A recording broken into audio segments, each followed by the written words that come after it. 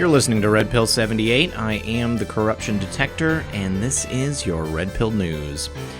Well, I hope that everyone is having a nice day. We've got lots of interesting news to go over. Some developments in the Mueller probe with President Trump.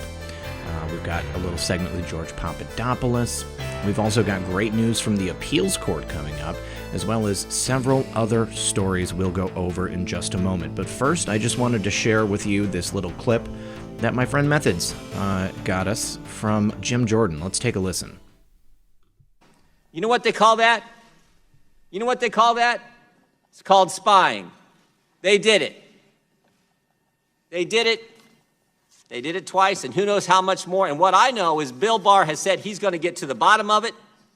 And think about the term he used again. This is important. Political surveillance in the United States of America. I will not yield. Think about that term. He's going to get to he said he's going to put a team together, going to investigate all this. Now, if you'll notice there, he was holding up what was an article about the FBI spying on President Trump. Caught a lot of flack yesterday for that story on Christopher Wray. But here's the thing. I'm not saying that Christopher Wray is a bad guy. I'm not saying we shouldn't trust Christopher Wray. I'm just saying Christopher Wray doesn't want to admit that the FBI spied on President Trump because that's his organization. So when it comes down to the heart of it, Christopher Wray is looking to protect the institution that he leads. I understand. I completely understand that, Mr. Wray. Not saying we shouldn't trust him. Now, before we get into the rest of the news, we have a quick word from my sponsor. How many of you are tired of paying too much for auto, health, or life insurance? With a few simple clicks, you can stop paying for overpriced insurance and save money every month.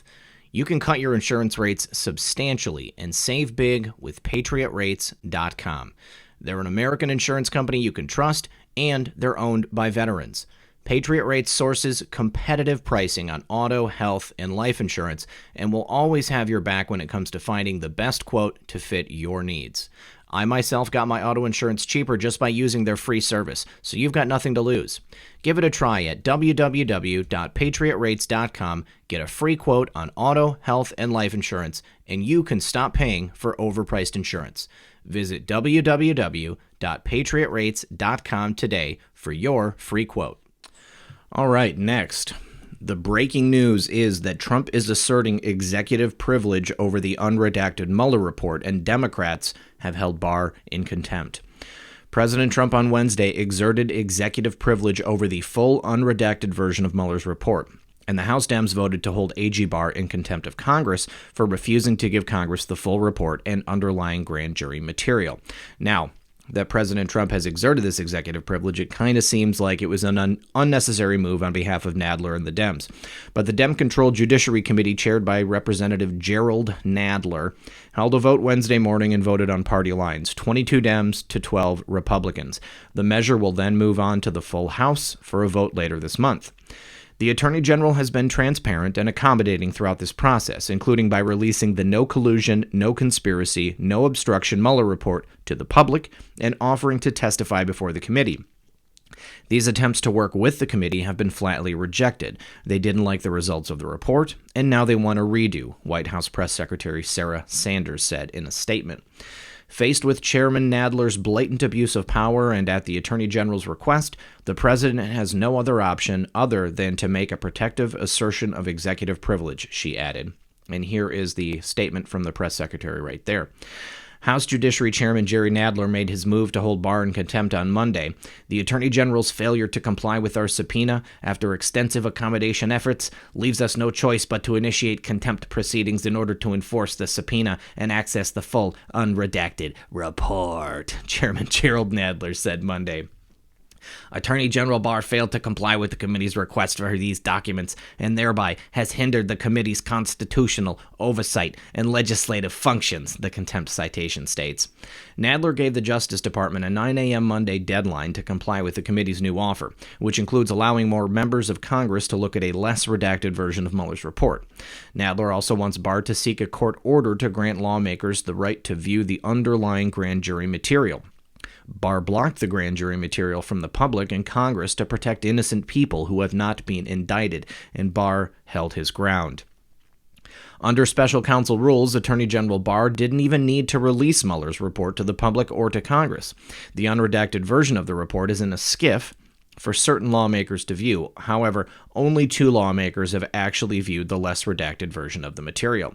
Nadler and the Dems want a copy of Mueller's full unredacted report so they can selectively leak damaging material to the public. The Dems can't currently leak the material because the report is safely sitting in a SCIF. Nadler blasted Trump and Barr on Wednesday morning. Let's go ahead and take a listen to Gerald. In a manner consistent with past precedent, what about the precedent of the president's authority to assert executive privilege? Now, here's the thing. This is such a snow job. Nadler knows that the evidence has already been presented. The only stuff that has not been shown to these people is the information included in the grand jury information, which details the names and information about people who have not been charged with any crimes. So there's no evidence because there has been no crimes committed. Anything related to anything that would be relative to what Gerald Nadler is asking for has already been divulged. Jerry Nadler has absolutely no care about the oversight of anything. All he cares about is pushing the president up against the wall and doing anything he can to try to remove him. And then, by taking information released in the grand jury information, should it become available to them, using that information to push the people involved in that up against the wall to see if they can use that as leverage against the president. Jerry Nadler cares nothing about anything other than destroying the president. Jerry Nadler is a hack. Now, George Papadopoulos appeared on Tucker Carlson last night, and he said that the former administration's FBI spied on him not because of his contacts with Russia, but because of his contacts with Israel. This has been reported by the Gateway Pundit for several months now, and looks like George Papadopoulos is confirming yet again. Now, on Tuesday, Papadopoulos was on Tucker, and he said that he knows the FBI was spying on him before he joined the Trump campaign. Now, Papadopoulos believes that the former administration's FBI spied on him because of his contacts with Israel. He tweeted about it earlier in the day. He said, first, Clapper is an imbecile. Not only did he outsource spying on me to the Italians, UK, Australia, and involved the clowns in America, he admits on CNN that it was normal. The most disturbing part of all of this is that I was being spied upon for ties to an American ally, Israel. Clinton errand boy Alexander Downer is having a meltdown on Twitter about POTUS. He is terrified that the world will now see that he was a wannabe spy who I caught right away and reported to the FBI, Congress, and Mueller. Unfortunately for him, POTUS is declassifying everything. Then Papadopoulos called out Robert Mueller for his spying. He said to all members of Congress who will question Mueller, one of the first you should ask is this. How long and under what basis was George Papadopoulos spied on for his legitimate ties to U.S. ally Israel? This will rock the testimony. It is well known that Democrat and former President Bio hated Israel and Prime Minister Benjamin Netanyahu. Let's take a listen to that interview with George Papadopoulos. Well, there may be even more spying we don't know about yet. This morning, George Papadopoulos tweeted that he may have been monitored as early as the end of 2015. Papadopoulos has a new book about his experiences titled Deep State Target. George Papadopoulos joins us tonight. George, thanks a lot for coming on. So you suggested this morning that you believe that you were being monitored even before you connected formally with the Trump campaign. Is that right? Absolutely. In November of 2015, it was the same month that I was joining the Ben Carson campaign, because people forget that I was on Carson's campaign before I joined Trump's campaign. I was living in London, and I had been approached by high-level State Department officials and even the CIA in London, and they invited me to the U.S. Embassy to meet with me and to basically probe me and to get to know why I'm joining the Ben Carson campaign and what the Ben Carson campaign was really all about.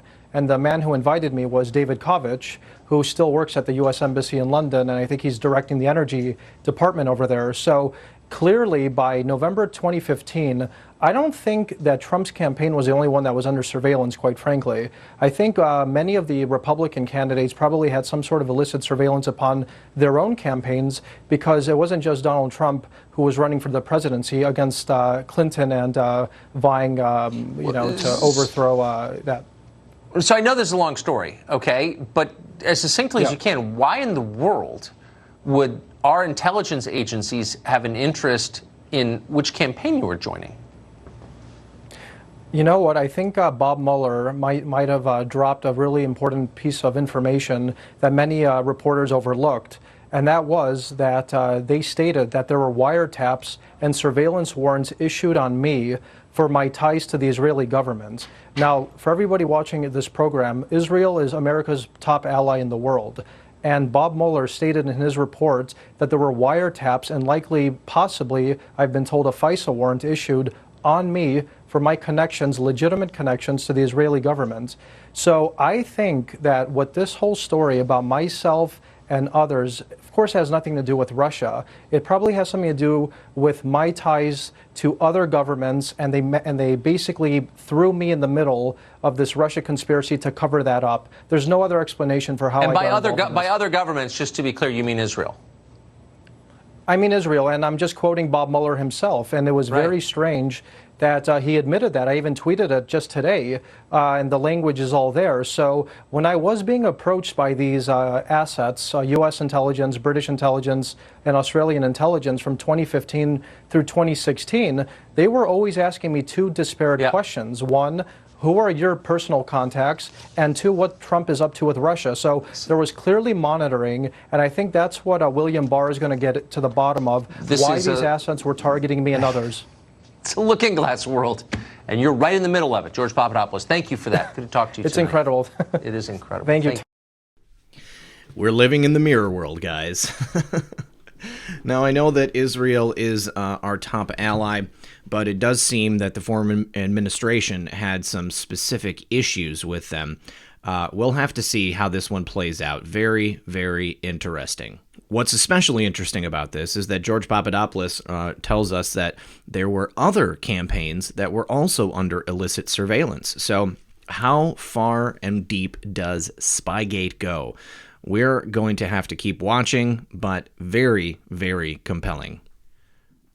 Now back to the subject of FBI and Spygate, because the FBI is fighting to keep leaker Comey's Trump memos secret. And the battle for fired FBI Director James Comey's Trump memos escalated on Tuesday. The FBI argued in a new court filing Tuesday that the release of Mueller's report does not alter the FBI's position with regard to the remaining redactions in the Comey memos. In other words, the Bureau is still blocking the release of leaker Comey's Trump memos. If you'll remember, back in late March, U.S. District Judge James Boasberg in Washington ordered the FBI to turn over Comey's Trump memos, both clean and redacted versions, by April 1st, as he weighed releasing them to the public. Well, the FBI previously pushed back on March 1st and wrote to Judge Boasberg, an Hussein appointee, saying that the memos were still redacted and classified and should remain under seal to avoid interfering with Mueller's inquisition. Mueller's witch hunt ended last month, so the judge asked the FBI to file an opinion about the release of those memos. The FBI dropped another bombshell on April 9th in a filing. Comey was actually a witness in Mueller's investigation. The FBI and the special counsel's office have determined that disclosure of the Comey memos could reasonably be expected to adversely affect the pending Russia investigation.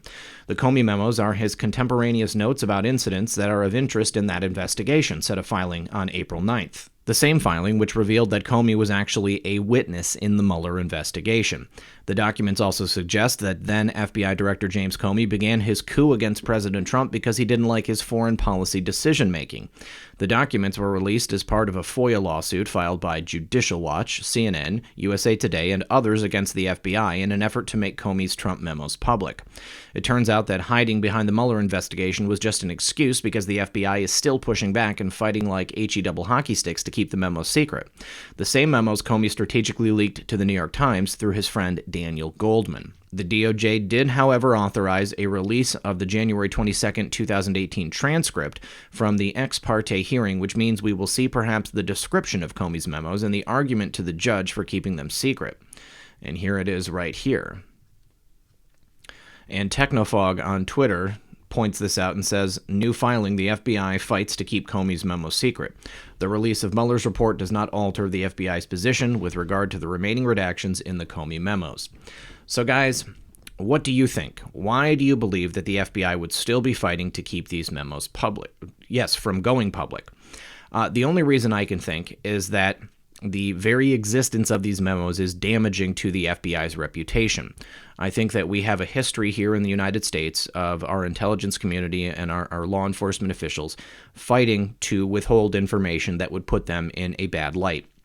This entire Spygate thing is doing that right now, but release of the Comey memos would do it to an even greater degree. So I'd love to hear your thoughts and comments down below in the comment section. Now, a big win for President Trump. The federal appeals court rules that the administration can keep sending asylum seekers to Mexico. A federal appeals court ruled on Tuesday that the Trump administration can continue to keep returning asylum seekers to Mexico, for now. A panel of 3 judges on the U.S. Court of Appeals for the Ninth Circuit Court cited many different reasons for allowing the migrants to stay in Mexico while they wait for an immigration judge to hear their cases. This is yet another victory for Trump and America. From Politico, Judge Diarmond O'Scanlan, an appointee of former President Ronald Reagan, authored the 11-page opinion and wrote that the administration was likely to succeed on legal challenges to the policy under federal immigration and regulatory law. O'Scanlan also said the Homeland Security Department could face harm if a federal court order freezes one of its enforcement tools. DHS is likely to suffer irreparable harm absent a stay because the preliminary injunction takes off the table one of the few congressionally authorized measures available to process the approximately 2,000 migrants who are currently arriving at the nation's southern border on a daily basis. The other 2 judges, Hussein and Clinton appointees, also backed allowing the policy to stay in effect, but raised questions about it in concurring opinions.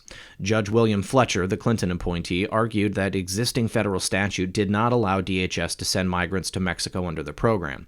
The government is wrong, he wrote, not just arguably wrong, but clearly and flagrantly wrong. Last month, Judge Richard Seaborg blocked President Trump's policy of returning asylum seekers to Mexico as they wait their turn for an immigration judge to hear their cases. Judge Seaborg, a Hussein appointee in San Francisco, granted a request by a civil liberties group that sued the Trump administration on behalf of 11 asylum seekers from Central America.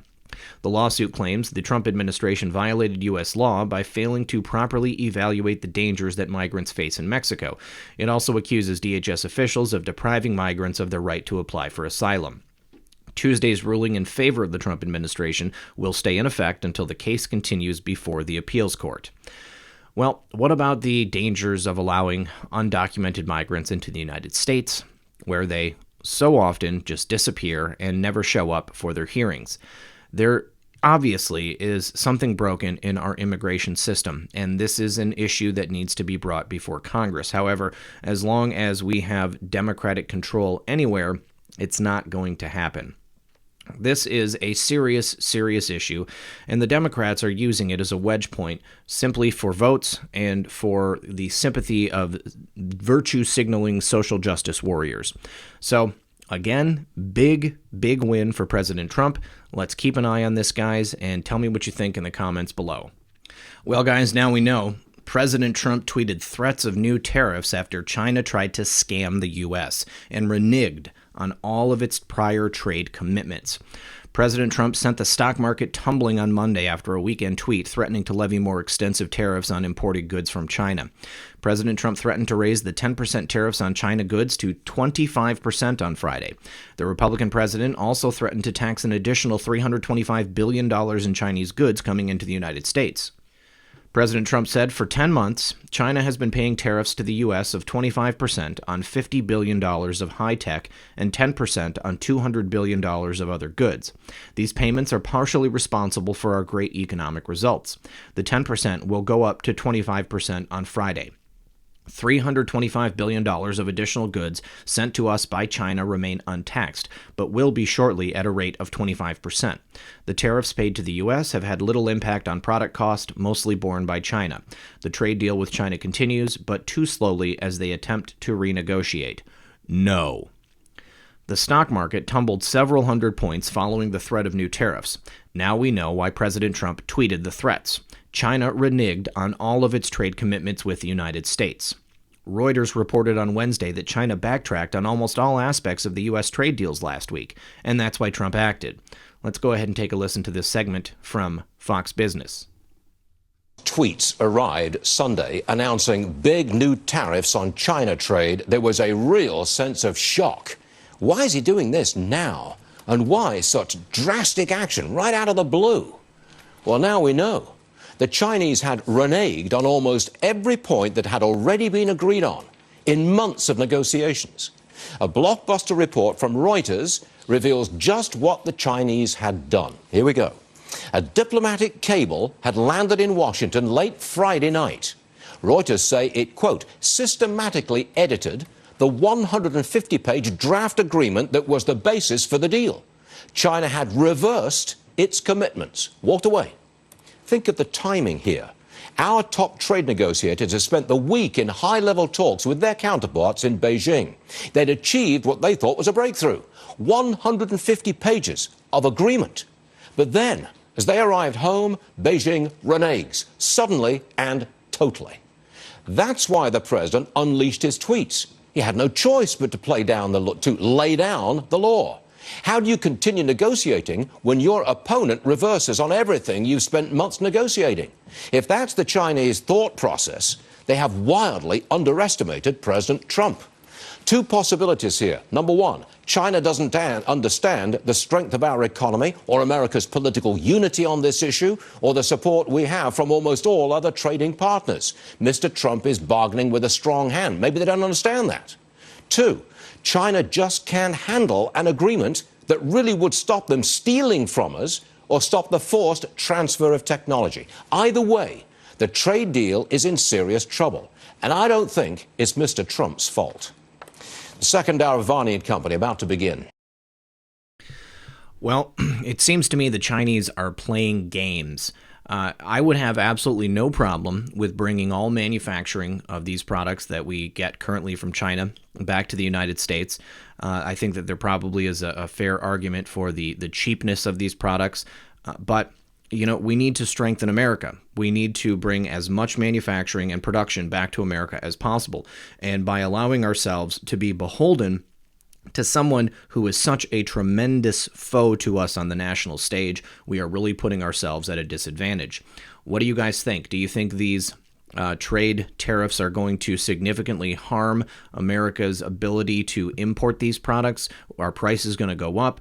Will the stock market continue to fall? Will this endanger our relationship with China as a whole? Please leave your thoughts and comments in the comment section below. Now, next, a disturbing story from the Daily Mail. Drinking water may contain dangerous chemicals linked to cancer and infertility in 43 states, affecting up to 19 million Americans, a new report finds. Millions of Americans may be drinking water contaminated with toxic chemicals linked to behavioral problems, birth defects, cancer, high cholesterol levels, and infertility, a new report finds. Researchers from the Environmental Working Group and Northeastern University found 610 sources in 43 states that contained unsafe levels of man-made chemicals in water known as PFAS chemicals. These locations include public water systems, military bases, airports, and even firefighter training sites, and affect as many as 19 million Americans. Numerous studies have linked these chemicals to severe disorders, defects, and conditions. A new report has found that 610 locations in 43 states contain unsafe levels of PFAS chemicals, which have been linked to birth defects and cancer. We can see right here on this map the number one locations. Michigan, by far, nearly all the drinking water in the Lower Peninsula is unsafe to drink. Looks like New Jersey is also fairly bad. Looks like the best place you can possibly live is here in the Midwest. States that are not, states that are not traditionally part of the Rust Belt. But out here in California, it's not too great. Looks like the eastern portion of the United States is the worst place you can possibly live to drink water. PFAS, or per- and polyfluoroalkyl substances, are man-made chemicals that have been used in several industries around the world since the 1940s. They are ubiquitous, appearing in everything from cosmetics to water-repellent clothing to products that scrub away grease and oil, according to the Centers for Disease Control and Prevention. For the study, researchers at the Environmental Working Group and the Social Science Environmental Health Research Institute at Northeastern University in Boston analyzed data from the Pentagon and water utility reports. The report included any place where the chemicals were detected, even if levels were below the Environmental Protection Agency's health advisory threshold of 70 parts per trillion. We, along with many states and academic scientists, regard that number as far too high. The group says that a threshold says that even as low as 1 part per trillion could have results in ill health effects.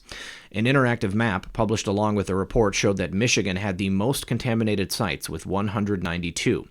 The Great Lakes state has been battling a water contamination crisis in Flint since 2014 after the drinking water source was changed from Lake Huron and the Detroit River to the Flint River, which contained high levels of lead. But PFAS has also been a burden.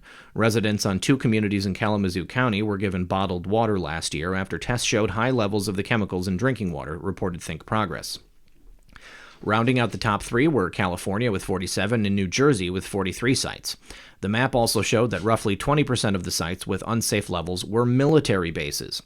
This should be frightening to all Americans in many ways. These chemicals don't break down in our body, and they don't break down in our environment, and they actually stick to our blood, so levels tend to increase over time. The report comes less than a week after the EWG released a study that found California's public water supply was contaminated with several chemicals that could be responsible for up to 15,000 cancer cases. And just today, a study from Austria found that arsenic levels in private water wells in the U.S. could change the structure of the heart and increase the risk of stroke and heart attacks. The Michigan Attorney General announced criminal charges over the water crisis. Obviously, that water crisis is still going on. I reported on that the other day. And this is a serious, serious issue, you guys. I personally use reverse osmosis filtered water, but I don't know now, looking into this here, if that reverse osmosis filtration will remove these particular chemicals from the water. So I may still be drinking that. It looks to me like there are not many places there where there are a high density of population that are very safe to drink the water. We've got several states, a couple of states, that have absolutely no contamination. Montana looks safe. Iowa looks safe. Arkansas looks safe. There's a good portion of Kentucky. But this is extremely disheartening to think, you guys, that every day we are drinking things in our water that are going to give us sicknesses and cause cancer. It's no wonder we have a health crisis here in the United States. Please, I'd love to hear what you guys think in the comments below. If there are any scientists out there or people who have experience researching PFAS, if they could comment, and or you can reach out to me at redpill78 at protonmail.com or on Twitter at redpill78. Please let me know what you think, guys. I think that this is kind of scary, and I think that we all need to do everything we possibly can to protect ourselves and our families. Over this tweet that he put out at late last night, 2:50 a.m., there's this account, I the Spy, who has been a bit of a controversial figure. It seems to be overall supportive of our movement. However, there's been a lot of questions about whether or not it's a LARP account. Well, yesterday at 10:46 a.m. my time, this account posted that SAD order was given. Be prepared for an FF within 24. Location unknown still. Attempting to track. Stay safe, Patriots. Well, of course, later on that afternoon at 1:04 p.m. Pacific time, which would have been, or I guess maybe this would be Mountain Time, and that would have been 4:04 p.m. Eastern Time. It was announced that there was this unstable situation. Now, of course, it was 7:46 a.m. This would have been Pacific time because it was 3 hours prior to the tweet that I saw there, where this information was given. Well, just a couple hours later, this happens. So they followed up by saying, Colorado, I am sorry. A warning could not prevent it. Tracking where they will strike is extremely difficult. So what's a SAD order? Well, a SAD order, SAD is a branch of the Special Activities Division. SAD-SOG is the elite unit that was established for tactical paramilitary operations. SAD-PAG is the separate group that's used for covert political action, and SAD Ground Branch is responsible for all covert operations handled on the ground.